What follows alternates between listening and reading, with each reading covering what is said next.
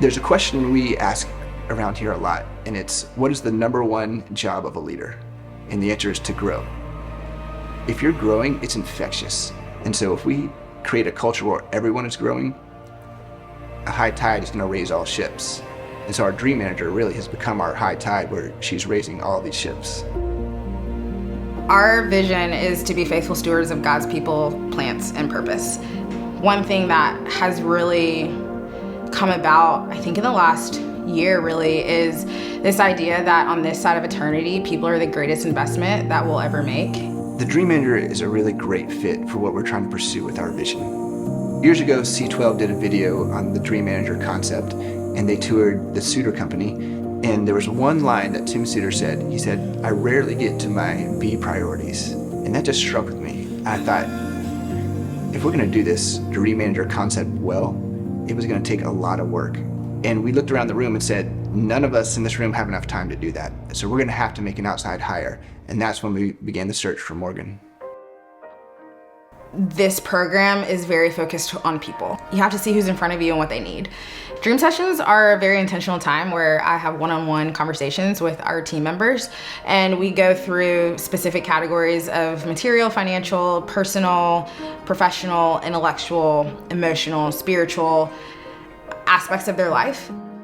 I created a calendar of cadence for when I would meet with people out in the field.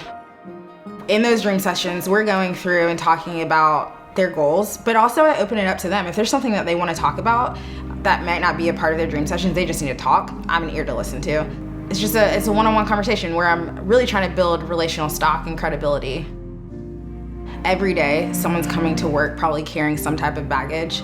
Some of their biggest challenges aren't necessarily work-related, they're outside of work. Gil has been with us for 12 years. He's been with us for a while. And when I started and we were doing dream sessions, I asked what was one of his biggest goals and dreams, and that was to bring his daughter to the United States from Mexico. At the time, she was 15, and he had really battled with immigration. And for someone whose first language isn't English, it can get very convoluted, if you will. And in April of 2023, so last year, I went to U.S. Customs and Immigration with Gil and his daughter Aileen, and she became a naturalized citizen. For Gil, it was a sense of security and safety because she's employed with us now. And so knowing that she's safe, she has a job, new opportunities for her, I think for him it just created this sense of peace.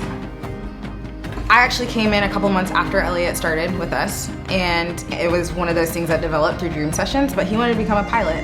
And I consistently asked him, what does it look like to get there?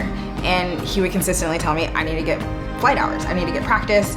So then we dove into, well, what does that look like? Do you need to do it on the weekends? How many weekends out of the month? Luckily, he was able to get his flight practice hours on the weekends. Ultimately, the sacrifice is that we lost a really great employee. He was almost a model employee of growth within the company, but then when he reached that dream, we lost him. When I think of an employee who's come here for a year or two and then gone on to pursue their dream, I don't see it as a wasted amount of time that they were here. One of the goals is retention and turnover. And so obviously we want to keep good employees, but at the same time, it's recognizing that if Abel's Landscapes is just a stop along the story that God has written for them, and we're able to plant a seed for them and help boost them wherever they go next, that's worth it too. When Morgan has a win, it's a win for me, it's a win for the whole company, it's a win for the employee, and so we get to celebrate that together.